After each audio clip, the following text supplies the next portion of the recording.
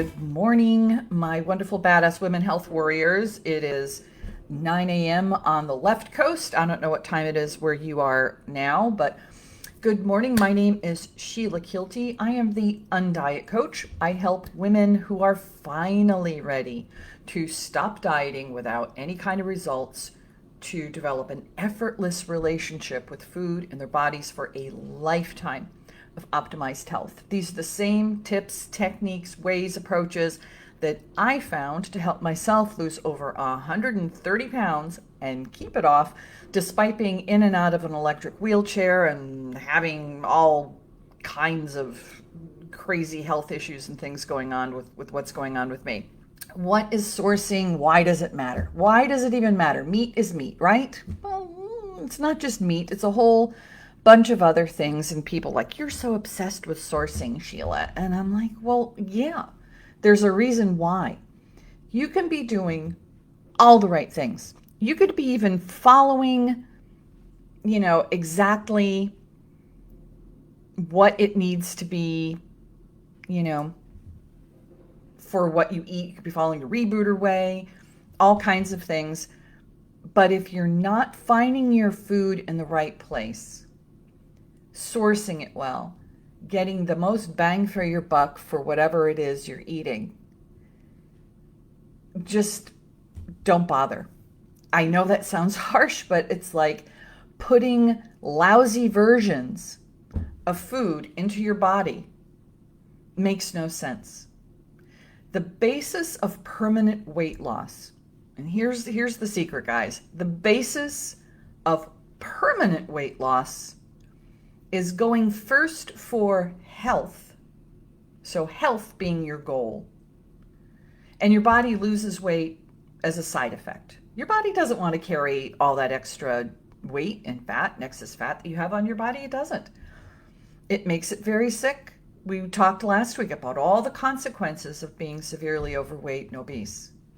It's real. Your body does not want to be that way. The trick is to get out of its way and give it what it wants. Just let it do its thing. And the side effect is you drop off suitcases worth of weight on the side of the road, just as a side effect of being healthy. So if you look at everything, if you change the goggles of what you're looking at, and you go, okay, I'm going to look at it this way. I'm going to take a look at it this way. I'm going to be as healthy as possible. And by being healthy as possible, giving my body what it needs in the best way possible, when it needs it, how it needs it, I'm going to take care of this thing. We only get one of them. If we trash it, consequences. And being overweight and ignoring the fact that you're overweight and sticking your head in the sand and just going down the road. I did that for 20 years. I was like, I'll get to it. It's just a little weight, la, la, la. And all of a sudden, bam, 279.5. After the doctor had taken off my shoes, breakfast, clothes, all kinds of things. Boy, that was a shocker. There was no getting around that. That was not just a couple pounds to lose. Oh, I'm just going to look at right here, and that's going to be putting on my makeup in the morning and then get out of the mirror. And don't look at any reflections. I know all the tricks. I did them for decades. I did them all. No judgment. I lived that life for 20 years. So, how do we turn this around? How do we make sense of all the Hazarai and craziness out there? Well, the trick, the absolute trick, is by being able to walk away from those old paradigms to the new ones and embracing them. I'm going to tell you how to do it and why you should do it, why the old ones aren't working. Because if they worked, ladies, we would all be thin. Now, I'm getting a action needed thing. Keyframe too slow. Please update or viewers may experience a lower quality stream. Okay.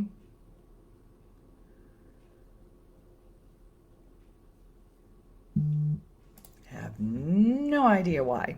Well, I tried to take a look at that. I don't know why. Sorry for the pause.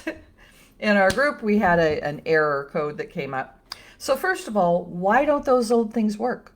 Well, if they worked, we'd all be thin. If calories in, calories out worked and eat less, move more worked, we would all be thin, running around just fine. We could listen to our doctors. They would tell us eat less, move more. We would do that and we would be permanently slim. Life would be good.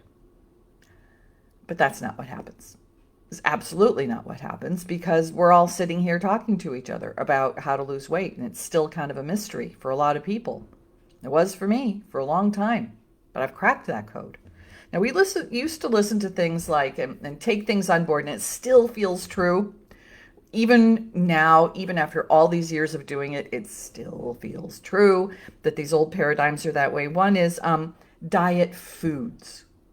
So big food, big pharma, big everything got involved and said, hey, let's have diet food. Let's have like the diet version of something. Healthy Choice, Snack Wells, they knew what they were doing when they named them. Healthy Choice, Snack Well, like all those lean cuisine, like all those kind of things. There's nothing cuisine about that at all. Portion control, keep it down to as minimum calories as possible. The least you put in your body, the best. The more you move, the best. Burn, burn, burn, burn, kill yourself working out. All those things don't work. Counting calories, points, fat grams, carb grams. Telling people that plant-based diets are healthier. That one is wackadoodle. I did that one. I was a vegan for 8 years. I tried, and I had some results at first, but it came right back on and then some when I became more and more and more diabetic from the super sugary way I was eating. I didn't, full disclosure, I did not fully embrace the veg part of the vegan vegetarian thing. I was kind of a carbitarian. Bread is vegan. So rice is vegan, pasta is vegan. Like I was just like, with all those things, every meal, vegan crackers, vegan cookies, vegan cake, it was vegan. And because it was plant and I had all those fake meat versions, like the vegan chicken, the vegan beef, the vegan this, the vegan that. And it's like someone said, why don't you just eat the meat? If you miss the meat that much and you have to create vegan versions of it, just have the darn meat. But another one that's out there, oh, it's just meat. Just as long as you're having, vegetables, it doesn't matter where they came. Just have it's more important to have the vegetables than have well-sourced vegetables. Not exactly true. If you don't have well-sourced foods, it's calories, but it's not nutrition.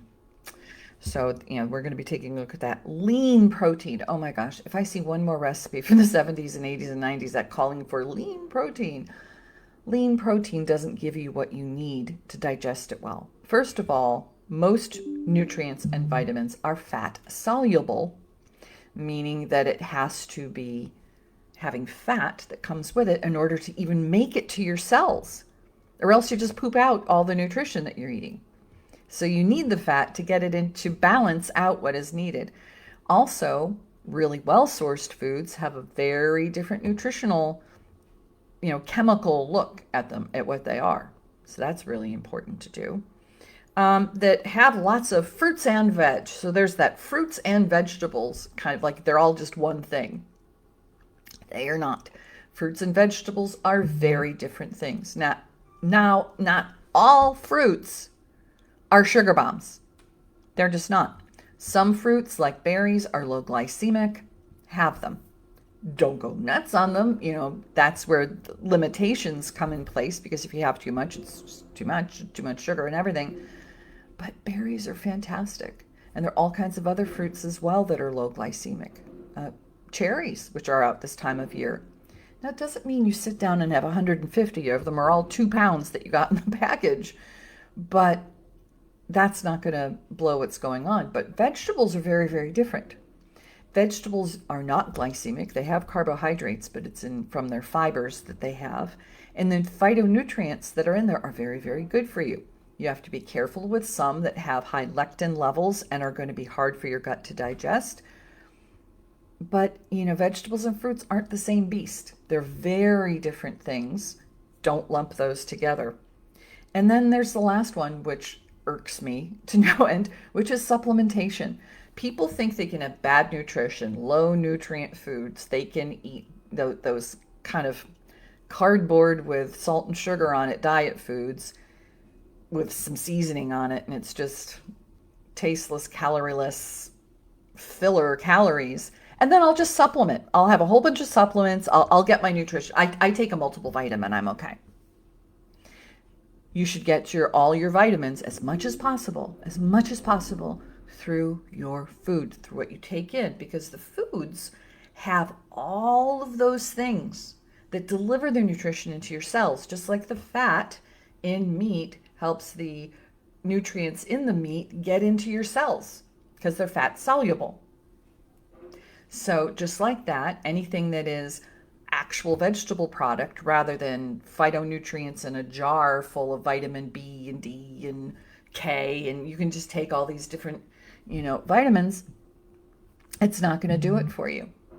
And vitamin D, by the way, not a vitamin, it's a hormone that's produced in your skin. So if you take vitamin D because you live in a place without a lot of sun, make sure you get vitamin K2, as in kite, K2, with the vitamin D3. There are some drops on Amazon that are good. I'll put a link down below. Vitamin D is really important to keep up. I know I keep calling it vitamin, it should be hormone D, but vitamin D. The best way to get vitamin D is the way God and the universe intended you to, and that's to go outside and get your skin exposed. Don't do more than however long it takes before you get burned. I got a little color this weekend, a little bit more than I'd like to because I was out in the sun a lot, but it's summer. It's going to happen.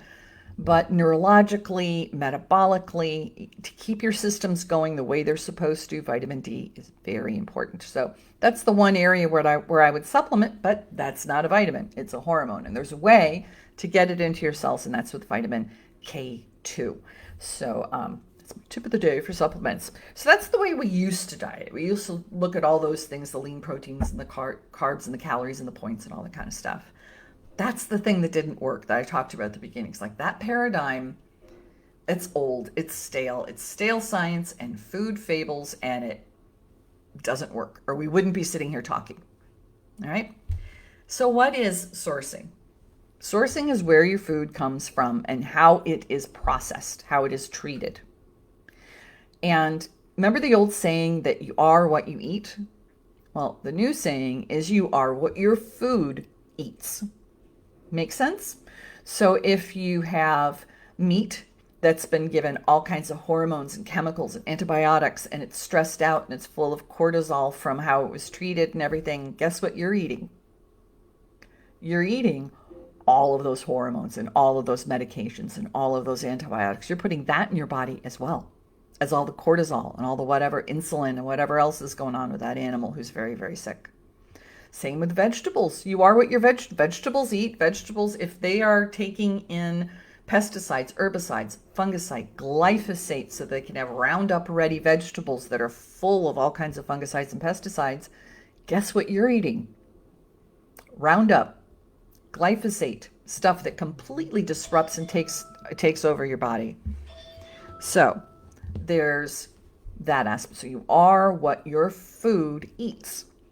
And why does that matter? Well, good sourcing is important for a number of different reasons. We're going to run through a couple of them and get to the biggest reason, I think, down below. The number one reason is environmentally. Factory farming, whether it's for produce or it is for meat, is not good on the environment. Chaining cows up, keeping them pregnant all the time so they produce milk for us, or having them stand in their feces up to their knees and eating things that God did not intend them to, eating basically popcorn, things that grind their teeth, and all that corn that they eat is not like soft corn like we get. This is hard, like stripped off the cob, here you go, corn, and it grinds down their teeth. They have abscesses in their teeth. They get treated for that all the time. So they're swallowing all of that bad abscess stuff into their system. And guess what makes it to your food, right? And they need all kinds of medicines for it, antibiotics for it all the time. And they're stressed out. They're not eating what is intended to. The reason they feed them a bunch of corn is because it makes them diabetic. It makes them metabolically unwell anyway. And it produces a whole bunch of fat storage from the insulin levels that are going. Insulin's a hoarder. It shoves fat into the intramuscular tissue in your body. When your liver's full and your pancreas full and your body's full of fat, it starts shoving it everywhere it can find. which is why if you cut open my 24-inch circumference arm when I was 279, it would have looked like Wagyu beef. It would have been full of all kinds of intramuscular tissue. And they do that because the FDA and the government gives it the stamp, that prime stamp or the grade A meat stamp, because it's all dappled with that wonderful meat. So they're going for that so they can make money. It doesn't mean it's healthy.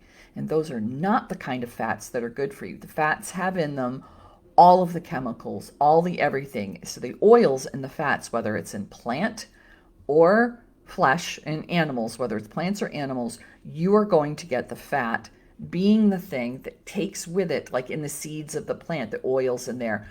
All of the chemicals that were used to grow it and produce it concentrate inside the fats and oils. Sound yummy? No. So the next time you see all that case full of the conventionally grown beef and the plastic and everything, to say nothing of all the plastic that everything gets shipped in and stored in. We're not even getting into what the packaging does to the meat. We're talking about this environmentally. That is not the best thing to have. It's not good to have unicrops, to have crops where it's just one crop forever in soil. It wears out the soil. The soil has to have nutrients in it. It gets overridden with pests.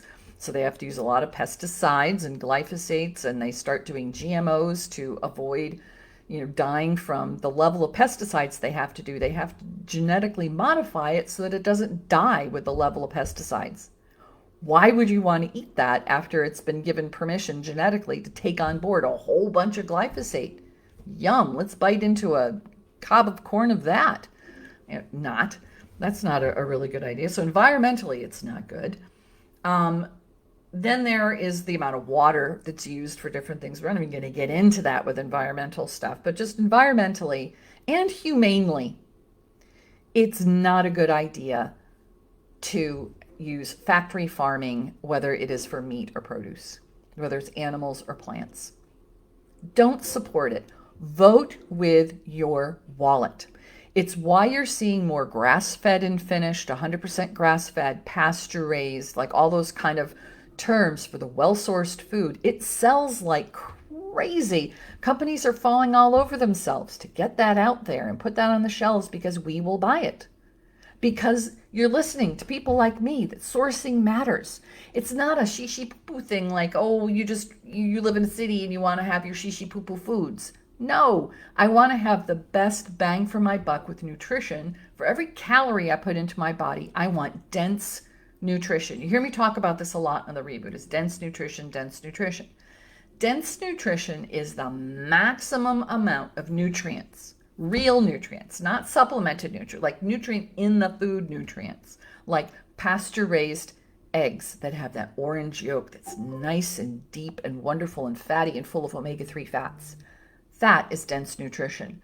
And by having dense nutrition, you're getting the most calories of the most nutrition in that calorie.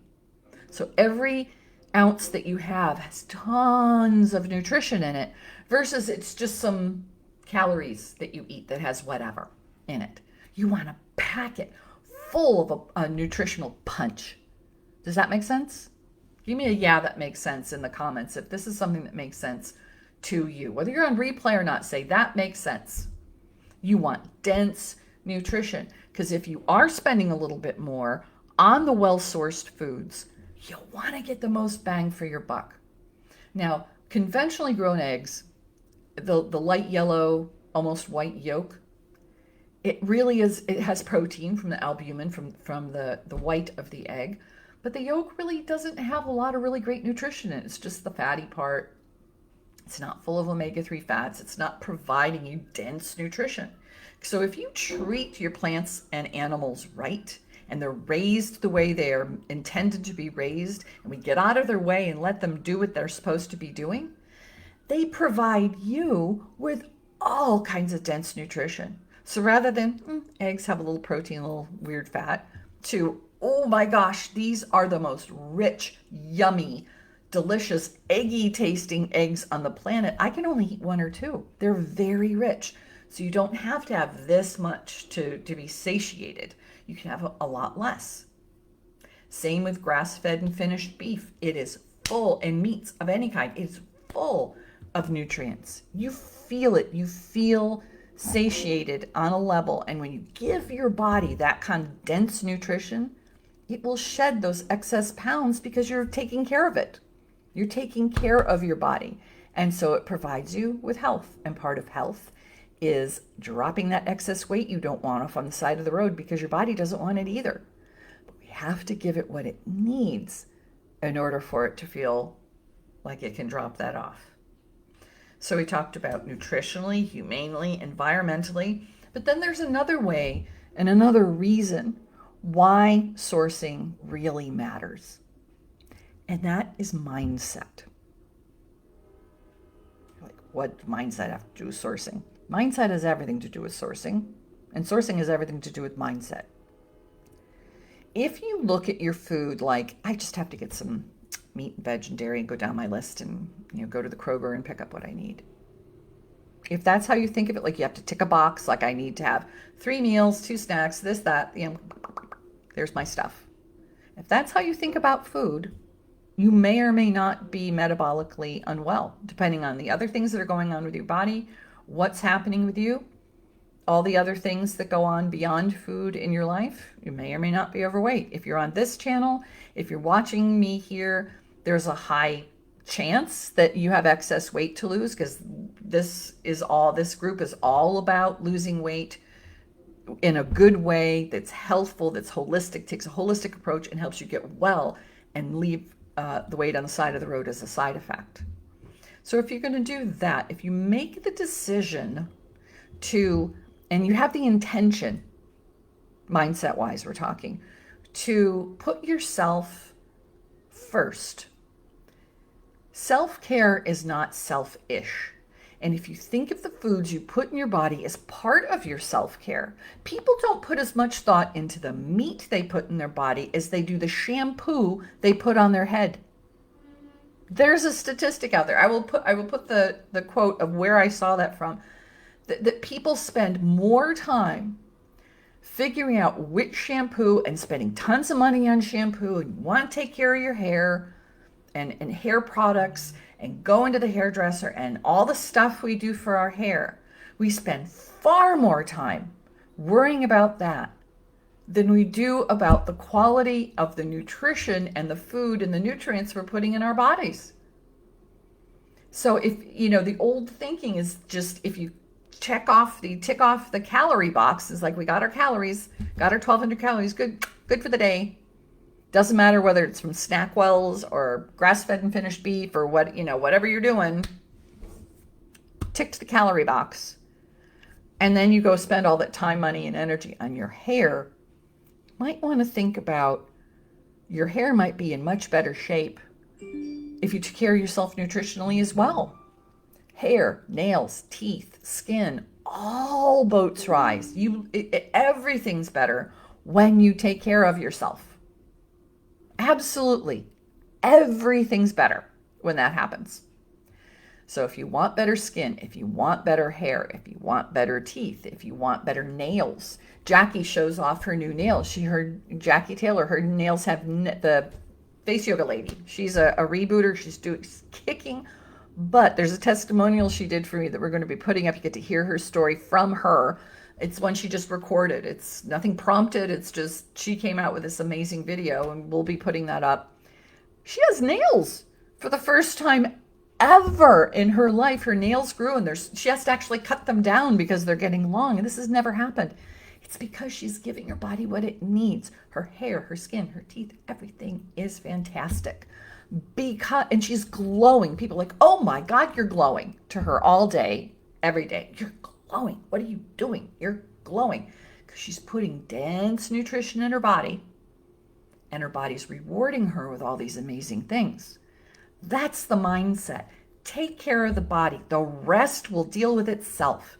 You can get your stress and anxiety down through dense nutrition, through getting the right nutrients into your body and taking care of your gut. If you sleep enough, if you get the dense nutrition, if you do all those 19 points of the Reboot program, your anxiety will vanish. At least give yourself the best chance to have something like that happen. Really support your body in wanting to have better levels of everything in your body. just all around holistic health. Holistic health, like the whole thing health. 360 health. That's what it is. Vote with your wallet. Vote your intentions with your wallet. Get out there and support the things that are dense nutrition, well-sourced things, because you deserve it. You can put yourself first. You can spend a little bit more money on the quality of the foods you're putting in your body, just like you spend a little bit more money. You don't shop the bottom rack of the shampoos and get the cheapest soap in a bottle kind of thing for your hair. No, you go up and you figure out which expensive shampoo you can afford really to make your hair nice, because you see it right away. You don't see the effects of your stuff right away in your body, but it's happening, and one affects the other. So what are the things that are dense nutrition? Like, how do you know you're getting dense nutrition, right?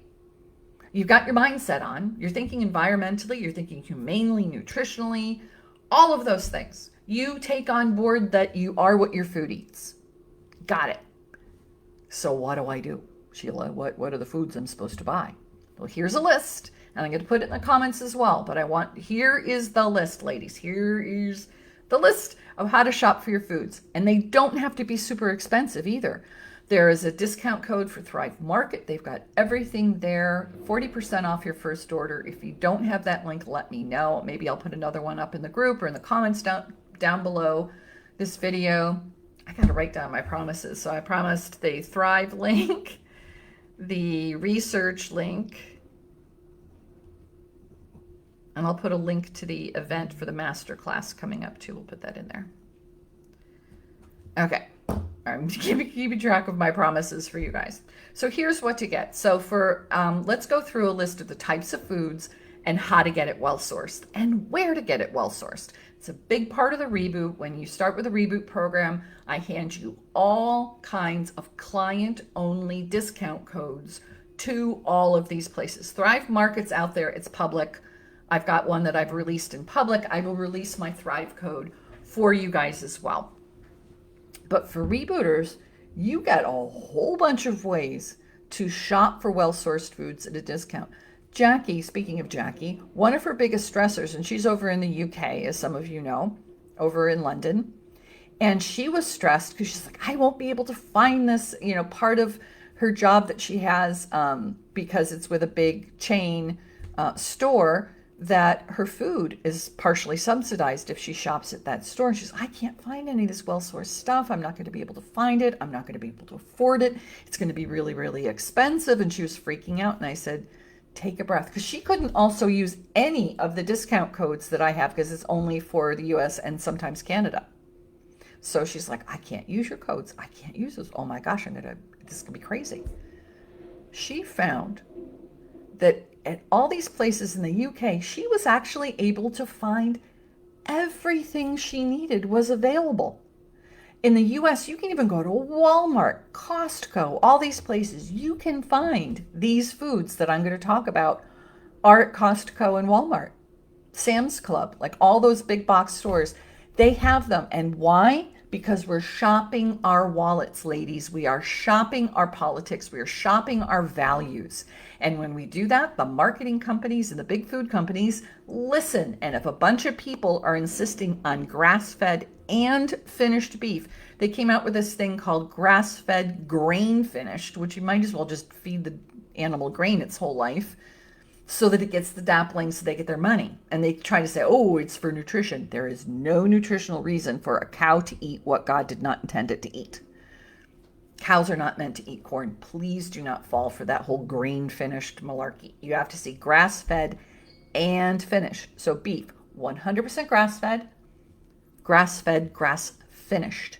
At Costco, there is a stack of hamburgers, really tall, and I think they're like a third a pound. They're really good size hamburgers, preformed, with a piece of parchment paper or wax paper between each one.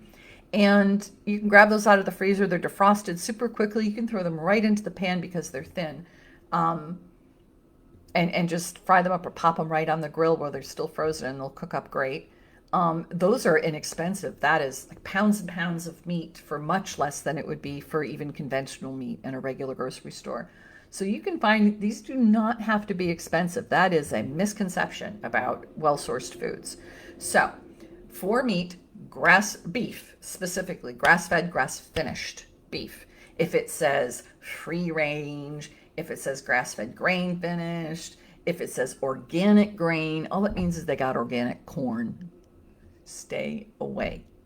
100% from the time it was born to the time it died, grass. That's what it's supposed to be eating. And when it does, it develops a whole bunch of really good oils, fatty acids, and omega-3s for you in its body. It rewards you with what you're supposed to be having for dense nutrition.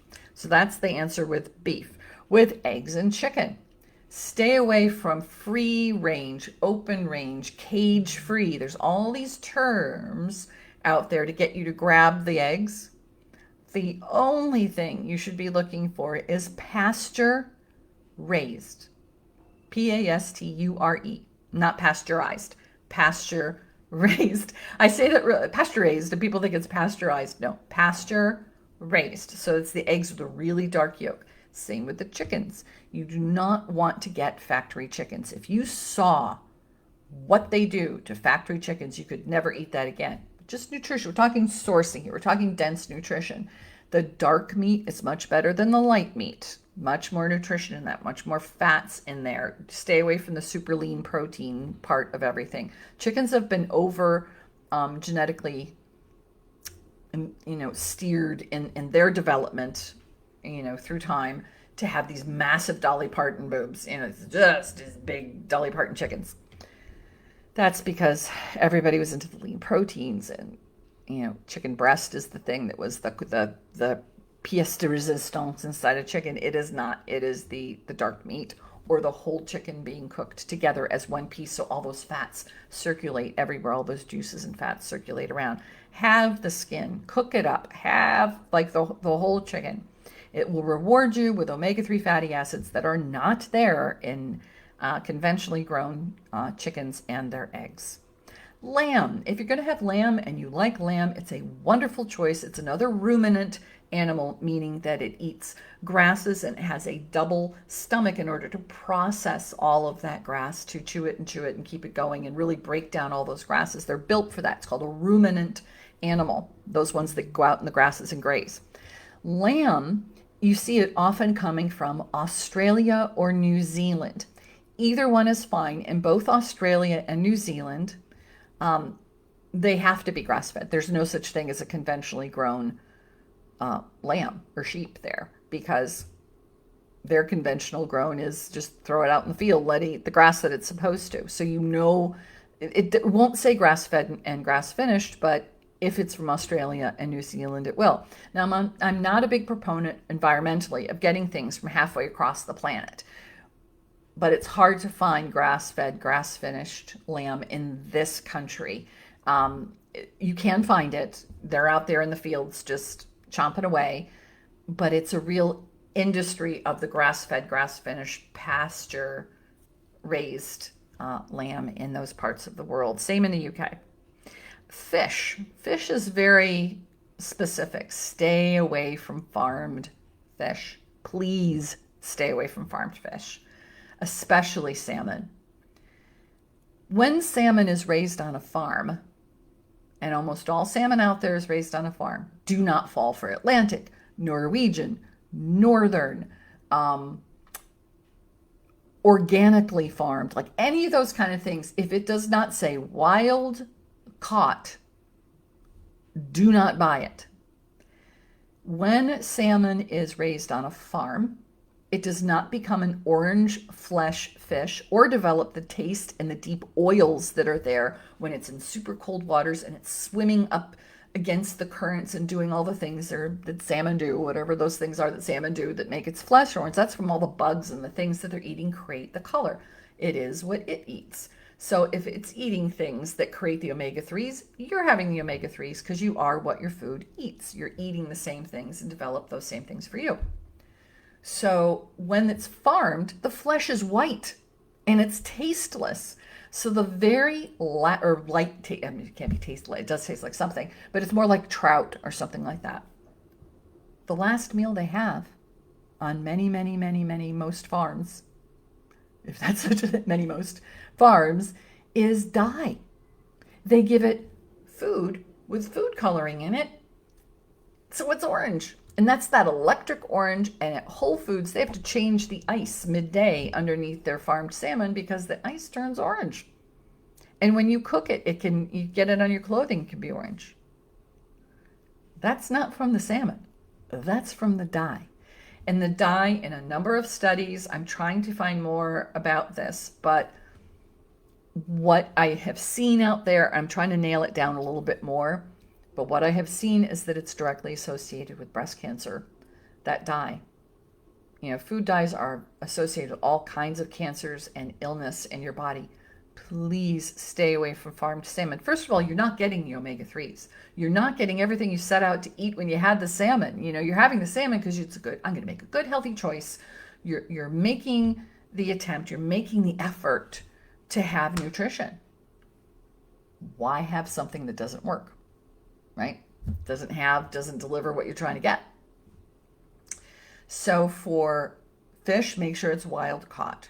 Make sure the tuna in the can is not in oil. We don't want any industrial seed oils. Make sure it's in water, that it's line caught or wild caught. Those are the two different ways tuna is listed, is line caught or wild caught. Now be careful with line caught.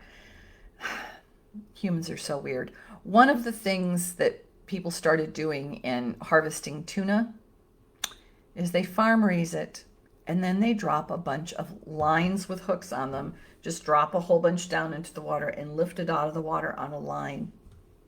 It's line caught, but it's not wild caught. So if they're trying to get around it with a loophole to say, it was farmed, but I caught it, I pulled it out of the water on a line, that is not line caught salmon. That is not line caught tuna. That's farm tuna that's been line caught. So be careful, be your best advocate. Get in there and really set a standard for yourself and check that out and make sure it says wild caught on it. And the last one I'm going to talk about is shellfish, in particular shrimp. Now I know a lot of my ladies here, you live on the Gulf of Mexico, you're down in Mississippi and Louisiana and Texas and Florida. You're down there in those parts of the world that are on the Gulf. Now, about 10 years ago, I guess it was, somewhere around there was that massive spill where the oil pipeline had broken and it was pumping millions of gallons a day worth of, and tons and tons and tons of oil out into the Gulf, and it went on and on and on and on forever. Well, the way they solved it was to spray something in the water that made all of that fall to the bottom of the ocean, cleared it out of the water, the actual tar and things from the oil, and it looked okay. But the bottom of the Gulf of Mexico is still clogged with not only that chemical that they sprayed, but all the oil is there. It's on the bed of, it's ruining the environment down, the natural habitat for everything that lives there. They started shrimping in the Gulf almost right away because Gulf shrimp is a huge industry. It supports states of people are supported with Gulf shrimp farming and catching and everything. So even if it says wild caught Gulf shrimp, I don't get it. I can't tell you not to. I don't want to, pop anybody's bubble about the Gulf, but I stay away from it. I know that I'm also eating all those chemicals. It has to come out of clean water. It can't come out of the cesspool of all of those chemicals. And yeah, it's a big body of water. It flows in and out of the Atlantic Ocean and through the Caribbean. And so it kind of has cleaned out some of it. But the bottom of the ocean in the Gulf is still a big bowl of that chemical, and all the oil, it's still there. And it will be there forever.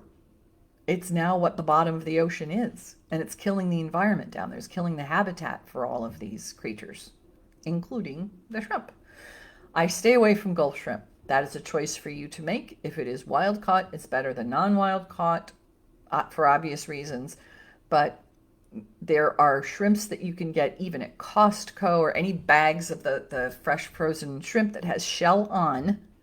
And there's some red Argentinian shrimp that are wild caught. And it's a 2125 size of shrimp. The smaller the number, the fewer number there are in a pound. So if it was 5, they would be massive. 5 would make up a pound. If it takes 50 of them to make up a pound, they're much smaller, if that makes sense. So that count that you see on the outside of a bag of shrimp, when it says 21.25, it means there's anywhere from 21 to 25 per pound. It's a particular size that's a little bit more mature. Those are the ones that are Australian. Through Butcher Box, Thrive Market, Trader Joe's has them, Costco has them, Walmart has them, all the, Argentinian red shrimp. So the red wild caught shrimp is actually wild caught. Now I've noticed the sizes on red shrimp are going down. So the numbers per pound are going up. The size of them are going down. It's because we are pulling so much of it out of the water. When they first found them, you could find, 15 to 20 size, like really jumbo shrimp. It's not that way as much anymore because they're not farming them, because they're wild caught. We're catching them at a rate that is much higher than they can replenish themselves.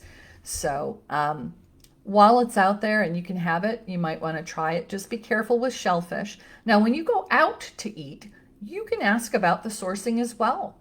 It's all food you put. Once you draw that line in the sand about giving yourself a much better version of what you're going to put into your body, that counts for when you're out, when you're at Chick-fil-A or you're at home. You're going to ask, is this pasture-raised chicken? And if it's not, be prepared to walk away or say, I'm going to just take the consequences of not putting that good, better stuff in my body. So that's for you to make. But Howard Zinn, the father of mindfulness, has a saying that I think he got from Yogi Berra, the Yankee, with all the funny quotes from back in the day. But it's a saying that says, wherever you go, there you are. And his book is called Wherever You Go, There You Are, one of them. And it's about taking your values with you when you walk out into the world.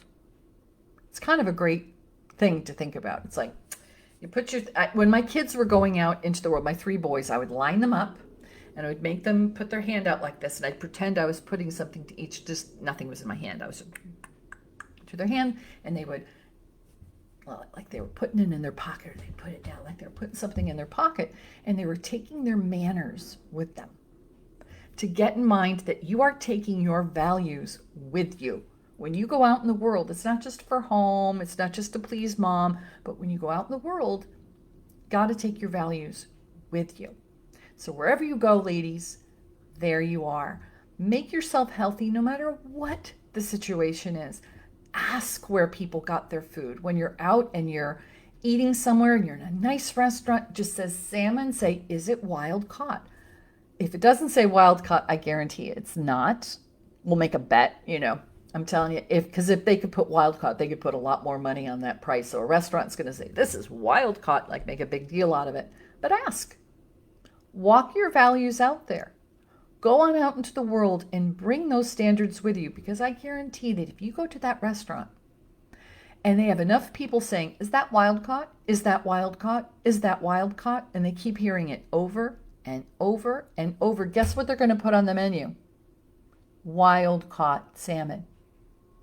Now, it might have a premium. You might eat less of it. Like when I eat salmon, I have very little of it because it's so rich and so dense with omega-3 fatty acids. You don't have to have, it's like the yolks. You don't have to have a lot to be full. But if you keep asking, are those vegetables organic or local?